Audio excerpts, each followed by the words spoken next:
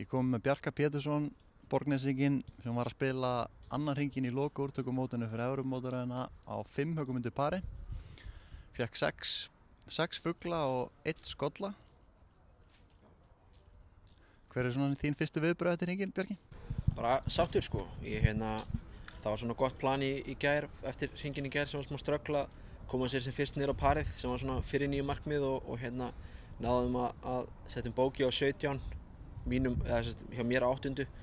Komum okkur á 1 yfir og svo settum við í smá betri gír á seinni og komum þessu niður á parið mjög fljótt og eftir að það var komið parið þá var bara annað markmið, það var bara komið sér 2 undir og við náðum því með eina eftir og þá sagði við bara Kattín á síðasta degi bara, við skuldum 1, bara sækja og við náðum því, settum geggjað 8 í 2 fett. Þannig að ég er náttúrulega bara mjög sáttur sko.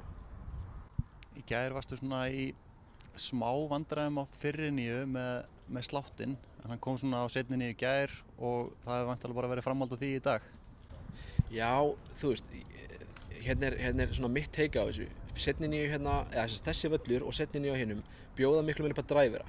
Ég bara, þú veist, dræfir er svona þokkalega mikið vopn fyrir mig, ég slæ þokkalega langt, kannski ekkert mikið lengra en allir en ég er þokkalega beinn með hvað ég slæ langt og þessi völlur bara býður miklu meira á dræver og vetsana og það einhvern veginn hendar mér bara miklu betur. Það var svona svipað að vera í síðustu viku, náttúrulega Rocky setti svolítið strik í reikningin en ég var að skora á þeim hólum þar sem ég gæti hamrað dræver og var komið vetsa í hendunar. Og það var svolítið stemmingin hérna í dag og seinni nýju. Þessi fyrri nýju eru eiginlega ekki dræverar á hinum vellinum sko. Það er bara mikið jafn og þannig að eins og bara fyrir mig planið í dag er bara að fara út á æfingasvæði og eyða miklum tíma í löngujárnunum, 2 járni og 3 járni til þess að setja mig aðeins betri stöður á teig. Ég var bara að setja mig í vondar stöður á teig í gær sko. Þannig að eins og segi, ég held að bara þessi völlur og seinni nýju á hinum vellinum hendi mig betur. Þú spilaðir í dag á Leiksvellinum eins og vorum að tala varst á Hils í gær. Er það komið í ljós hvar þú spilar á morgun? Ekki svo ég veit sko, ég var bara að skila skorinu og veitir hún ekkert. Ég reikna með því að það sé 9 hol eftir skori á morgun en eins og ég segi, ég veit ekki neitt það. Bara vonandi spila ég annað vellinn og svona þægilegum rástími sem ég er búinn að vera, 10-11, þá getum við að sofa aðeins út.